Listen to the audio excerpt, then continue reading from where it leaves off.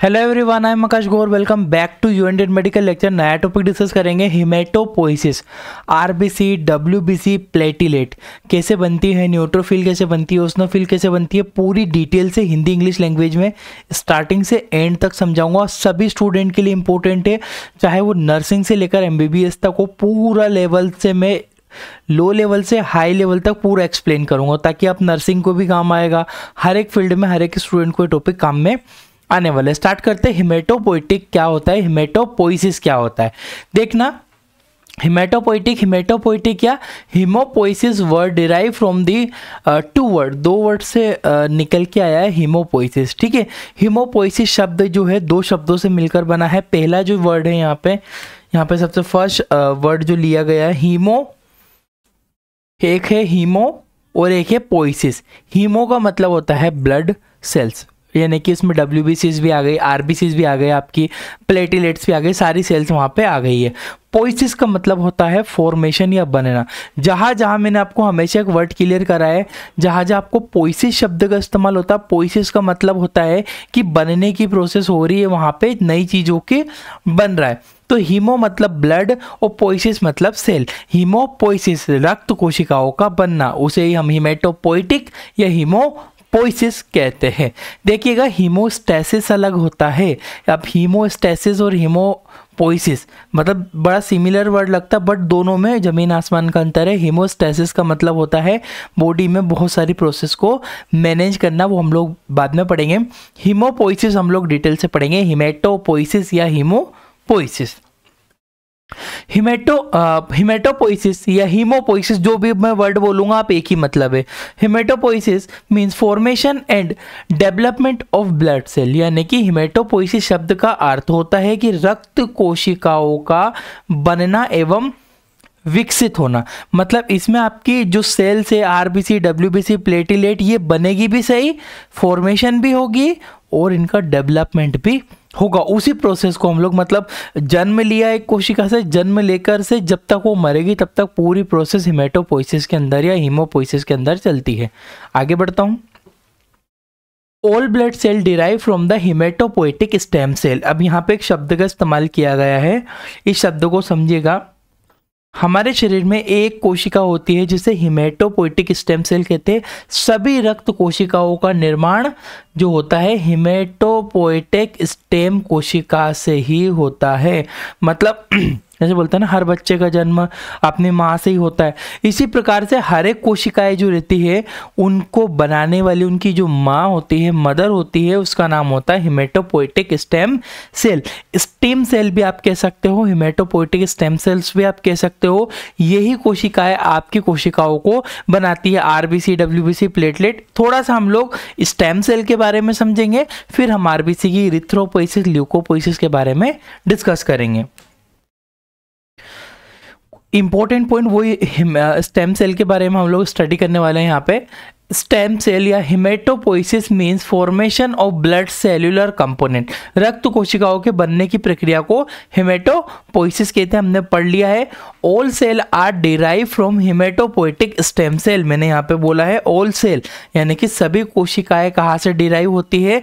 रक्त की समस्त कोशिकाओं का निर्माण विशेष प्रकार की कोशिका के द्वारा होता है, जिसे हिमेटोपोइटिक स्टेम कोशिका कहते हैं। ठीक है, main function of hematopoietic stem cell is that it help to formation of many blood cells as WBC, RBC और यहाँ पे प्लेटिलेट। ठीक है, हिमेटोपोइटिक स्टेम कोशिका मुख्य कार्य होता है कई प्रकार की कोशिकाओं जैसे कि श्वेत रक्त कणिका, लाल रक्त कणिका आदि को बनाने का होता है। यहाँ पे आप एक डायग्राम देखिएगा। हमारी स्टेम सेल है, देखिएगा जब बच्चा माँ के भ्रूण में होता है, फीटस लाइफ में होता है, जब बच्चा बनता है 1 हफ्ते का, 2 हफ्ते का, तब वहाँ पे स्टार्ट होती है स्टेम सेल बनना। स्टेम सेल बनती है। ये स्टेम सेल क्या करती है, एक स्टेम सेल बनेगी, एक स्टेम सेल बनी और उस एक स्टेम सेल ने 10 स्टेम सेल बना दी, और 10 स्टेम सेल बना के जो एक स्टेम सेल बची थी उस स्टेम सेल में स्पेशलाइज्ड सेल में बदल गई, जैसे नर्व सेल में बदल गई, आरबीसीज में बदल गई, प्लेटिलेट में बदल गई, और भी सेल्स वो बना लेती है। Stem cell maintain its population in body. मतलब क्या होगा, अब मान लीजिए, देखो समझो मेरी बात को, अगर एक स्टेम सेल है, ये stem cell RBC WBC platelet बना ली, बदल गई, फिर और स्टेम सेल कहाँ से आएगी, तो वो स्टेम सेल आएगी इसी स्टेम सेल से। एक स्टेम सेल अपने जैसे बच्चे पैदा करती है, साथ में अपने आप का शरीर तोड़ के दूसरी कोशिकाओं में भी बदलती है। ठीक है, दो काम कर रही है, एक तो खुद की पॉपुलेशन को भी मेंटेन कर रही है, मोर स्टेम सेल भी बना रही है, साथ में जब बच्चे देने के बाद वो फिर अपने शरीर को तोड़ देती है दूसरे भागों में। फिर ये जो कोशिकाएं बनी स्टेम सेल, ये भी ऐसे ही करेगी, इनके जैसी और 10 बना लेगी और अपने आप को दूसरे सेल में बदल देगी। इस प्रकार से आपकी फॉर्मेशन कंटिन्यूसली स्टेम सेल्स की चलती रहती है। क्लियर है, किसी को डाउट नहीं होना चाहिए स्टेम सेल से रिलेटेड। आगे बढ़ता हूं मैं, अब यहां से आपको समझना है। ठीक है, ये लाइन समझेगा, this stem cell start the formation during the embryonic stage 3 week of yolk sac. This type of stem cell are called embryonic stem cell. Embryonic stem cell क्या, स्टेम सेल भ्रूण अवस्था में 3 हफ्ते में बनना चालू हो जाती है। मतलब बच्चे में जब बच्चा 3 हफ्ते का होता है, जब बच्चा 3 हफ्ते का होता है तब बनना चालू हो जाती है। और इस प्रकार की स्टेम कोशिका भ्रूण स्टेम कोशिका या फिर एम्ब्रियोनिक स्टेम कोशिका कहलाती है। एम्ब्रियोनिक सबसे पहले बच्चे में 3 हफ्ते का बनेगा, तब स्टेम सेल जो सेल्स बनना स्टार्ट होती है वो भ्रूण में होती है। नेक्स्ट फिर क्या होता है, अराउंड 3 मंथ, अब जब बच्चा 3 महीने का होता है तो stem cell migrate to the liver and start haematopoiesis in liver. अब बच्चा 3 हफ्ते का होता है, 3 महीने का होता है, तब यह कोशिकाएं लीवर में चली जाती है और वहां पर दूसरी कोशिकाओं का निर्माण करती है। यह क्वेश्चन भी पूछा जाता है कि बच्चों में 3 महीने के बच्चों में जो ब्लड सेल है वो कहाँ बनती है, बोन मेरो में नहीं बनती है, वो बनती है लीवर के अंदर। तब बोन मेरो डेवलप ही नहीं हुआ होता है पेशेंट बच्चे का। ठीक है, तो इतना क्लियर है कि भैया 3 हफ्ते का जब होगा तो एम्ब्रियो में बनेगी, 3 महीने का होगा तो यहाँ बनेगी। उसके बाद आफ्टर 4 मंथ जब बच्चा 4 महीने का हो जाएगा तब स्टेम सेल स्प्लीन में चली जाती है एंड लिम्फ नोड में चली जाती है। जब बच्चा 4 महीने का होता है कोशिका स्प्लीन और लिम्फ नोड में चली जाती है। अब 4 महीने से जैसे बच्चा 5 महीने का होता है बोन मेरो में चली जाती है और पूरा जीवन काल जो स्टेम सेल है वो अपने सेल्स की फॉर्मेशन करती है आरबीसी डब्ल्यूबीसी प्लेटलेट की। कहाँ पर, हमारे बोन मेरो के अंदर, रेड बोन मेरो के अंदर, लाल अस्थि मज्जा के अंदर। क्लियर है, तो ये पॉइंट याद रखना। आप चाहो तो एक स्क्रीनशॉट ले लीजिए, आपको समझ में आ जाएगा। आगे बढ़ता हूं। वैसे अगर डीएमएलटी बीएमएलटी स्टूडेंट हो तो उनके लिए तो स्पेशल कोर्स है, डिस्क्रिप्शन में लिंक है, कमेंट बॉक्स में लिंक है, चेक कर लेना। आइए देखते हैं इसका एक बेसिक सा स्ट्रक्चर, उसके बाद ही हम लोग आगे बढ़ेंगे। मैं आपको डिटेल से इसके बाद में देखिएगा। सबसे पहले जो है multi potential haematopoietic stem cell. Multi potential मतलब उसके अंदर ऐसी पोटेंशियल है, ऐसी शक्ति है कि वो बहुत सारी कोशिकाओं का निर्माण आसानी से कर सकती है, जिसे स्टेम सेल्स कहते हैं। ठीक है, हिमोसाइटोब्लास्ट भी उसे कह सकते हैं। ठीक है, इसके बाद क्या होता है, यहाँ पे ये जो सेल है हिमेटोपोइटिक स्टेम सेल, ये 2 कोशिकाएं बनाती है। समझिएगा गाइस बहुत अच्छे से, 2 कोशिकाएं बनाती है। पहली है हमारी यहाँ पर कॉमन माइलोइड प्रोजिनेटर यानी कि माइलोइड सेल, और common lymphoid progenitor. Lymphoid cell lymphocyte वगैरह बनाएगी, और जो कॉमन माइलोइड प्रोजिनेटर सेल है या माइलोइड सेल है, ये आपकी आरबीसी भी बनाएगी, डब्ल्यूबीसी भी बनाएगी, प्लेटिलेट भी बनाएगी, न्यूट्रोफिल भी बनाएगी, यूसिनोफिल भी बनाएगी। ये सारी चीजें कौन बनाती है, प्रोजिनेटर सेल। इसके बारे में ज्यादा डिटेल से आपको समझना होगा। ये आएगा ल्यूकोपोइसिस के अंदर डब्ल्यूबीसी, इरिथ्रोपोइसिस के अंदर आरबीसीस, और थ्रोम्बोपोइसिस के अंदर आएगा आपका प्लेटिलेट। क्लियर है, यहाँ पे मैं इसको थोड़ा सा और आपको यहाँ पे इसको जूम करता हूँ, ये आ गया। ये हमारी कॉमन माइलोइड प्रोजिनेटर सेल है। इसने क्या करा, एक मेगाकार्नियोसाइट, मेगाकार्नियोसाइट मतलब बड़ी कोशिका बनाई, जो कि आगे चलकर थ्रोम्बोसाइट यानी कि प्लेटिलेट में बदल गई। इसी ने यहाँ पर इरिथ्रोसाइट बनाई। इरिथ्रोसाइट बनने में भी बहुत समय लगता है, मैं आगे एक्सप्लेन करूंगा। मस्ट कोशिका बनाएगी, साथ में इसमें माइलोब्लास्ट एक कोशिका बनाती है। यहां पर देखिएगा ये रही आपकी माइलोब्लास्ट कोशिकाएं। यही माइलोब्लास्ट कोशिकाएं आगे चलकर आपकी बेजोफिल बनेगी, यही कोशिका आपकी न्यूट्रोफिल बनेगी, ये आपकी ओस्नोफिल भी बनती है, यही कोशिका आपकी मोनोसाइट बनती है और आगे चल के यही कोशिकाएं आपकी मैक्रोफेजेस में बदल जाती है। ठीक है, तो ये सारी कोशिकाओं का निर्माण आपको डिटेल से समझना पड़ेगा, जो मैं आपको बताऊंगा आगे। ठीक है, तो ये बेसिक सा फंडा है इसमें कि भैया हमारी हिमेटोपोइटिक स्टेम कोशिका होती है। हिमेटोपोइटिक स्टेम कोशिका आगे चल के बहुत सारी कोशिकाओं में बदलती है। कॉमन माइलोइड प्रोजेनेटर कोशिका होती है, कॉमन लिम्फोइड प्रोजेनेटर। लिम्फोइड में आपकी इनके नेचुरल कलर सेल बनेगी, ये सारी अब इनकी डिटेल से समझते हैं हम लोग। आगे बढ़ते हैं यहाँ से। देखिएगा 3 वर्ड यहाँ पे समझना है। फॉर्मेशन ऑफ आरबीसी, आरबीसी का दूसरा नाम होता है इरिथ्रोसाइट। इरिथ्रोसाइट के बनने की जो प्रोसेस कहलाती है वो होती है हमारी erythropoiesis. Formation of WBC, WBC का दूसरा नाम भी होता है ल्यूकोसाइट। ल्यूकोसाइट के बनने की प्रोसेस जो कहलाती है वो कहलाती है हमारी ल्यूकोपोइसिस। फॉर्मेशन ऑफ प्लेटिलेट, प्लेटिलेट के बनने की प्रोसेस, प्लेटिलेट का दूसरा नाम होता है थ्रम्बोसाइट। इसको थ्रम्बोपोइसिस के नाम से भी जाना जाएगा। ठीक है, जैसे ये थ्रम्बोपोइसिस कहो, थ्रम्बोसाइट का मतलब है प्लेटिलेट, थ्रम्बोपोइसिस का मतलब है प्लेटिलेट का बनना, ल्यूकोसाइट का मतलब है डब्ल्यूबीसी, और ल्यूकोपोइसिस जहां पर पोइसिस शब्द आएगा वहां बनने की बात हो रही है। तो इरिथ्रोपोइसिस, ल्यूकोपोइसिस, थ्रम्बोपोइसिस डिटेल से हमको समझना होगा। सबसे पहले एक बेसिक आरबीसीज कैसे बनती है आपकी मैं आपको एक्सप्लेन करता हूं। देखिएगा इरिथ्रोपोइसिस इसे कहते हैं, इसमें टोटल 6 स्टेप होती है। 6 स्टेप आपको माइंड में याद रखना होता है। कौन कौन से? प्रो इरिथ्रोब्लास्ट, यानी कि देखिएगा बच्चा है, पहले सबसे पहले बच्चे का जन्म माँ के पेट में तो फीटस है, भ्रूण है, योगशेक है, फिर थोड़ा बड़ा हुआ तो इन्फेंट उसको बोलेंगे, फिर उसका जन्म होगा तो न्यूबॉर्न बोलेंगे, न्यूबॉर्न के बाद फिर बड़ा होगा तो चिल्ड्रन बोलेंगे, चिल्ड्रन के बाद एडल्ट बोलेंगे, एडल्ट के बाद फिर बुजुर्ग उसके बोलने लगेंगे। ठीक है, तो इस प्रकार से आपके इरिथ्रोसाइट जब तक पूर्ण रूप से मैच्योर नहीं होती उसके अलग अलग नाम से जाना जाता है। पहला है आपकी प्रो इरिथ्रोब्लास्ट, उसके बाद है बेजोफिलिक इरिथ्रोब्लास्ट, उसके बाद है पॉलीक्रोमेटिक इरिथ्रोब्लास्ट, उसके बाद जो आती है आपकी ऑर्थोक्रोमेटिक इरिथ्रोब्लास्ट, उसके बाद जो आती है रेटिकुलोसाइट, और फिर बनती है हमारी इरिथ्रोसाइट। ये टोटल 6 चरणों में पूर्ण होती है। इन चरणों में आपको क्या क्या चेंजेस देखने को मिलते हैं सेल्स के अंदर। देखिएगा गाइस, सबसे पहली जो हमारी सेल है प्रो इरिथ्रोब्लास्ट बनी। प्रो इरिथ्रोब्लास्ट में आपको एक पॉइंट समझाता हूं। अगर आपने पढ़ा हो तो आरबीसी के अंदर हीमोग्लोबिन होता है, न्यूक्लियस नहीं पाया जाता है, परंतु जब वो उसके बचपन अवस्था में रहती है ना, तो उसमें न्यूक्लियस पाया जाएगा। ठीक है, आपको बीच में न्यूक्लियस देखने को मिलेंगे प्रो इरिथ्रोब्लास्ट में। प्रो इरिथ्रोब्लास्ट मतलब प्री इरिथ्रोब्लास्ट का मतलब यही हो रहा है कि प्री इरिथ्रोसाइट के पहले की स्टेज है प्री इरिथ्रोसाइट। इसमें आपको बीच में न्यूक्लियस देखने को मिलेगा, न्यूक्लियोइड देखने को मिलेंगे। ठीक है, साइटोप्लाज्म भी आपको देखने को मिलता है। अब क्या हुआ, यहां से ये थोड़े दिन बाद और बड़ी हुई, विकसित हुई, तो बन जाएगा आपका बेजोफिलिक इरिथ्रोब्लास्ट। मतलब बेसिक डाई को जो ये एक्सेप्ट देखिएगा, ये देखा कैसे गया, ये इरिथ्रोपोइसिस खोजी कैसे गई भैया। स्टैनिंग एक प्रोसीजर होती है जिससे कलर कर करके सेल्स में देखा जाता है अलग अलग सेल को। इसी प्रकार से इसके नाम भी दिए गए बेजोफिलिक।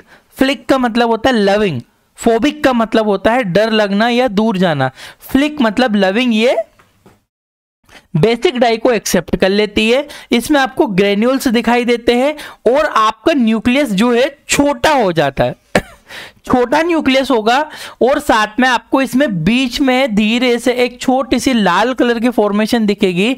ये हीमोग्लोबिन या आयरन की फॉर्मेशन धीरे धीरे होना चालू हो जाती है। तो प्री इरिथ्रोब्लास्ट, बेसोफिलिक इरिथ्रोब्लास्ट के बाद आपका आता है पॉलीक्रोमेटिक इरिथ्रो। अब इसे पोली का मतलब बहुत सारा, क्रोमेटिक मतलब कलर, इरिथ्रोब्लास्ट यानी कि बचपन वाली अवस्था है, इसमें आपको न्यूक्लियस के थोड़े थोड़े टुकड़े आपको जगह जगह फैले हुए दिखेंगे। आपको इसमें आरबीसी जो हीमोग्लोबिन का रेड कलर है वो भी देखने को मिलेगा।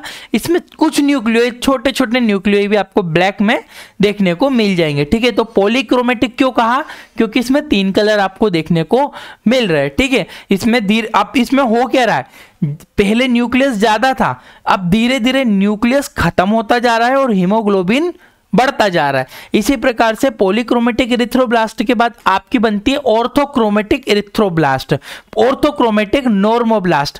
अब यहाँ पे नॉर्मल, अब यहाँ पे आप देख रहे हो ऑर्थोक्रोमेटिक मतलब एक ही कलर है, आपका जो है जो न्यूक्लियस है पूरी तरह से डिसअपियर हो चुका है, परंतु फिर भी अभी इस कोशिका में हीमोग्लोबिन कम है, ऑर्थोक्रोमेटिक। ऑर्थोक्रोमेटिक के बाद बनता है आपका रेटिकुलोसाइट। रेटिकुलोसाइट में आपका हीमोग्लोबिन फैलने लगता है और इरिथ्रोसाइट, इरिथ्रोसाइट में पूर्ण रूप से जो आपका हीमोग्लोबिन एक कोशिका के अंदर मिल जाता है, इरिथ्रोसाइट यानी कि आरबीसीज के अंदर। फिर आप आरबीसीज की स्टडी कर लो। तो ये टोटल 6 स्टेप है, इन 6 स्टेप को आपको याद रखना है। Pro erythroblast, pre erythroblast, basophilic erythroblast, polychromatic erythroblast, orthochromatic erythroblast, reticulocyte erythro. आप बोलोगे अगर देखिएगा, आप अगर ये इतना भी स्टेप लिख के और ये डायग्राम अगर बना के आओगे, आपके आधे नंबर भी कोई काटने वाला बिल्कुल भी नहीं है एग्जाम में। आप बिल्कुल लिखो खुला, कोई प्रॉब्लम नहीं है। गाइस क्यों रहता है कि आपके माइंड में चीजें कॉन्सेप्ट होना चाहिए कि भैया यहाँ पे न्यूक्लियस था, न्यूक्लियस धीरे धीरे डिसअपियर होता है। ये वाइवा की चीजें होती है, कॉमन सेंस की चीजें होती है ब्रेन में। अब इसको आप लिख के रखोगे, उससे कोई मतलब नहीं निकलता, सेंस नहीं निकलता है। स्टेप याद रखो, कितनी स्टेप है, डायग्राम याद रखो, किन किन डायग्राम। अब डायग्राम जब बनाओगे ना, जब आपके माइंड में कॉन्सेप्ट होगा कि पहले न्यूक्लियस बनाना है, फिर न्यूक्लियस को धीरे धीरे धीरे कम करना है, कौन से स्टेज में कितना न्यूक्लियस रखना है, हीमोग्लोबिन कब तक डेवलप होता है, ये सारी चीजें आपको याद रखना। 6 स्टेप है, बिल्कुल माइंड में इसको घुमा के रखना। आगे बढ़ता हूं मैं। ल्यूकोपोइसिस, थोड़ा सा ल्यूकोपोइसिस जो है कॉम्प्लिकेटेड पड़ता है क्योंकि इसमें बहुत सारी सेल्स को बनाना होता है। देखिएगा, समझिएगा। Leucopoiesis means production of white blood cell, यानी कि श्वेत रक्त कणिकाओं के निर्माण को ल्यूकोपोइसिस कहते हैं, जो कि मैं आपको पहले से समझाते आ रहा हूं कि ल्यूकोपोइसिस का मतलब होता है श्वेत रक्त कणिकाओं का बनना। नाउ इंफॉर्मेशन ऑफ एक यहाँ पे गलती हुई है, मैं बता देता हूँ। फॉर्मेशन, यहाँ पे इंफॉर्मेशन नहीं गाइस, ये फॉर्मेशन है, ठीक है।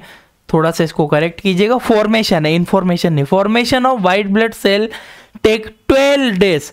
कितने दिन? 12 दिन लगते हैं इन बोन मेरो, यानी कि अस्थि मज्जा में जो वाइट ब्लड सेल्स होती है इनके बनने में 12 दिन के आसपास। 12 दिन मतलब आज बनना चालू, जैसे बच्चा जन्म लेता है, कितने टाइम में जन्म लेता है? 9 महीने में जन्म लेता है। तो 9 महीने में उसकी स्टेप होती है ना कि भाई जेस्टेशनल पीरियड है, फिर बच्चा बढ़ेगा, फिर उसके बाद वो और बड़ा होगा, फिर इसमें तो उसमें इवेंट ऑफ चेंजेस होते हैं ना। इसी प्रकार से इवेंट्स ऑफ चेंजेस यानी कि जो एक कोशिका जन्मी, मतलब जैसे ही वो उसका उत्पन्न हुआ, वो धीरे धीरे धीरे धीरे बड़ी होती है, उसको ही स्टेजेस में बांटा गया है। It complete it's formation in 5 stage. अब देखो, आरबीसीज हमने 6 स्टेप में पढ़ी थी। जो ल्यूकोपोइसिस है जिसमें न्यूट्रोफिल, इओसिनोफिल, बेसोफिल कैसे बनेगी, ये टोटल 5 स्टेप में कंप्लीट होता है। तो क्लियर है, ल्यूकोपोइसिस मतलब डब्ल्यूबीसी का बनना, ये 12 दिन लगते हैं बनने में और इसकी 5 स्टेप होती है, जो कि डिटेल से मैं आपको समझाऊंगा। आगे बढ़ता हूं मैं। यहां तक हमने समझा प्रोजेनेटर सेल, ये तो बता ही दिया मैंने। अब यहां पर माइलोइड प्रोजेनेटर, गाइज ये वाला यहां पे कॉमन माइलोइड देखो, स्टेम सेल थी, स्टेम सेल ने माइलोइड प्रोजेनेटर सेल बनाई। अब माइलोइड प्रोजेनेटर सेल ही कुछ मेगा कार्नियोसाइट बनाएगी, कुछ डब्ल्यूबीसी बनाएगी, कुछ आरबीसी बनाएगी, पर ये माइलोइड प्रोजेनेटर अभी हम ल्यूकोपोइसिस पढ़ रहे हैं। तो मैंने यहाँ पे लिख दिया माइलोइड प्रोजेनेटर सेल जो आपने पीछे देखी है, उसमें जो आपकी है डब्ल्यूबीसी बननी है, न्यूट्रोफिल, इओसिनोफिल और बेसोफिल बनेगी। तो 1, 2, 3, 4 और 5 स्टेप में बनी। इसके बाद जो आपकी मोनोसाइट है ना, न्यूट्रोफिल, इओसिनोफिल, बेसोफिल और मोनोसाइट, ये आपके डब्ल्यूबीसी है। आपके लिम्फोसाइट जो सेल है उसके बनने की प्रोसेस अलग होती है, वो हम अलग समझेंगे। इसमें हम लोग माइलोइड प्रोजेनेटर से जो बनती है वो 4 कोशिकाएं बनती है, न्यूट्रोफिल, इओसिनोफिल और बेसोफिल, ये और मोनोसाइट, ठीक है। ये 4 सेल है। अब देखिएगा, न्यूट्रोफिल, इओसिनोफिल, बेसोफिल ये एक स्टेप से बनती है। मोनोसाइट आपकी जो है, जो मोनोसाइट है, मैक्रोफेजेस जो है वो अलग स्टेप से बनती है थोड़ी, ठीक है। तो पहले पढ़ेंगे हम लोग 3 कोशिकाओं बनाएंगे, ठीक है। इसमें जो पहली स्टेप है वो है आपकी माइलोब्लास्ट, प्रोमाइलोब्लास्ट, माइलोसाइट, मेटामाइलोसाइट और बैंड और स्टेप, ये कोशिका बनेगी। और ये बैंड और स्टेप जो है बाहर एक कोशिका में बनती है, वहां पे आपकी न्यूट्रोफिल, यूसिनोफिल, बेसोफिल। अब ये बैंड स्टेप कोशिकाएं क्या करती है, अपने शरीर को कुछ भागों में तोड़ती है। जैसे कुछ ने न्यूट्रोफिल बना ली, कुछ ने बेसोफिल बना ली, कुछ ने इओसिनोफिल बना ली। क्लियर, मैं आपको समझाता हूं एक एक करके स्टेप बाय स्टेप। सबसे पहली स्टेप है हमारी माइलोब्लास्ट की स्टेज। अब हम क्या बना रहे हैं, 3 कोशिका बना रहे, न्यूट्रोफिल, इओसिनोफिल और बेसोफिल, ठीक है। इसमें क्या होता है, सबसे पहली स्टेप होती है माइलोब्लास्ट बनती है सबसे पहले। माइलोब्लास्ट क्या होता है, this is first stage and cell size 15 to 20 micrometre, यानी कि प्रथम स्टेज होती है, इसमें कोशिका का आकार 15 से 20 माइक्रोमीटर तक होता है। और इसमें एक लाइन और पढ़ के डायग्राम बताता हूं। It's nucleus is very large and present 1 to 5 न्यूक्लियोइल, यानी कि इसका जो न्यूक्लियस है बड़ा होता है और न्यूक्लियोइल इसमें 1 से 5 तक हो सकते हैं। मैं थोड़ा सा डायग्राम को जूम करता हूं। ये हमारी कौन सी है, माइलोब्लास्ट कोशिका है। इसमें न्यूक्लियस देख रहे हो आप कितना बड़ा है, सेल की जो वॉल है वो बहुत छोटी है, पूरा नीला कलर का जो है न्यूक्लियस है, छोटे छोटे न्यूक्लियोइल प्रेजेंट है इसमें। और ये हमारी ग्रेन्युलोसाइट है, तो यहाँ पे देखिएगा ये छोटे छोटे ग्रेन्यूल डेवलप होना स्टार्ट होते हैं हल्के हल्के से, ठीक है। और ठीक है, न्यूक्लियोइल होता है आपका, न्यूक्लियस होता है। तो आपको इतना ही याद रखना, माइलोब्लास्ट सबसे पहली स्टेज होती है, ये जो होती है इसमें 15 से 20 माइक्रोमीटर तक साइज होता है कोशिका का, और न्यूक्लियस जो है बड़ा होता है। फिर क्या हुआ, दूसरी स्टेज में क्या हुआ, सेल साइज डिक्रीज, जो कोशिका का आकार है वो छोटा हो गया, 15 से 18 माइक्रोमीटर। कोशिका का आकार कम हो जाता है 15 से 18 माइक्रोमीटर तक। Nucleus found round shape. अब देखो न्यूक्लियस कैसा हो गया आपका, गोल हो गया, और कोशिका छोटी हो गई है ना, ये सेल साइज बढ़ गई, कोशिका अंदर से छोटी हो गई। यहां पे आपकी प्राइमरी एजियोरोफिल, ये ग्रेन्यूल्स जो है छोटे छोटे दिखने लगते हैं, क्योंकि न्यूट्रोफिल, इओसिनोफिल और बेसोफिल ग्रेन्युलोसाइट कोशिका है, इनमें ग्रेन्यूल्स पाए जाते हैं, तो ग्रेन्यूल देखने को मिलेंगे, है ना। तो क्या हुआ, प्रोमाइलोसाइट में न्यूक्लियस फाउंड राउंडेड शेप और सम ग्रेन्यूल फाउंड इन साइटोप्लाज्म में आपके छोटे छोटे ग्रेन्यूल्स आपको देखने को मिल जाएंगे।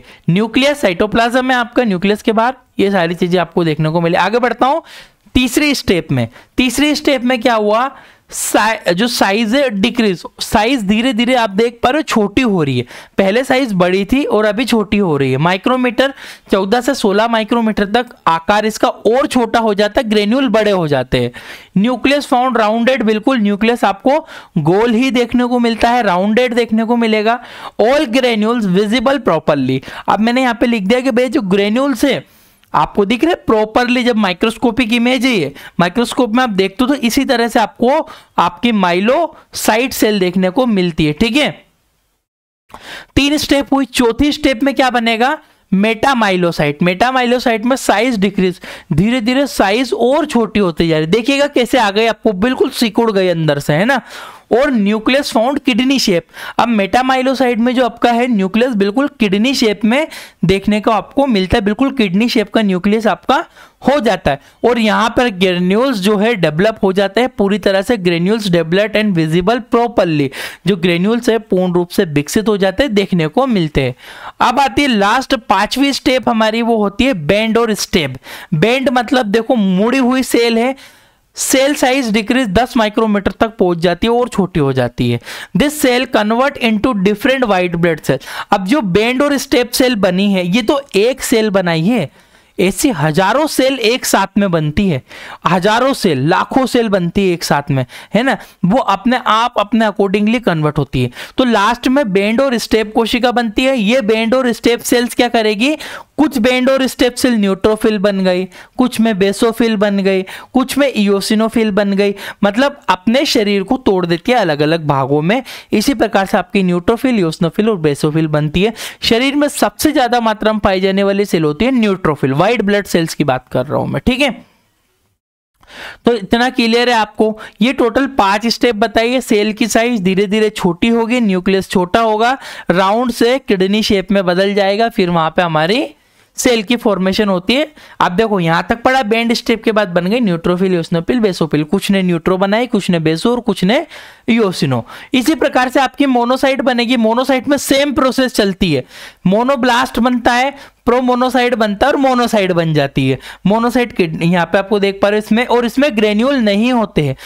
याद रखिएगा, जो ये एक ग्रेन्युलोसाइट है, ये ग्रेन्युलोसाइट है। इसके बाद हमारी लिम्फोसाइट बनती है। लिम्फोसाइट की सेम प्रोसेस चलती है, वहां पे सेम रिपीट होके वो लिम्फोसाइट में बदल जाती है। लिम्फोसाइट को नेक्स्ट वीडियो में मैं क्लियर करूंगा। डिस्क्रिप्शन कमेंट बॉक्स में लिंक है हमारी application Indian lab technician lecture.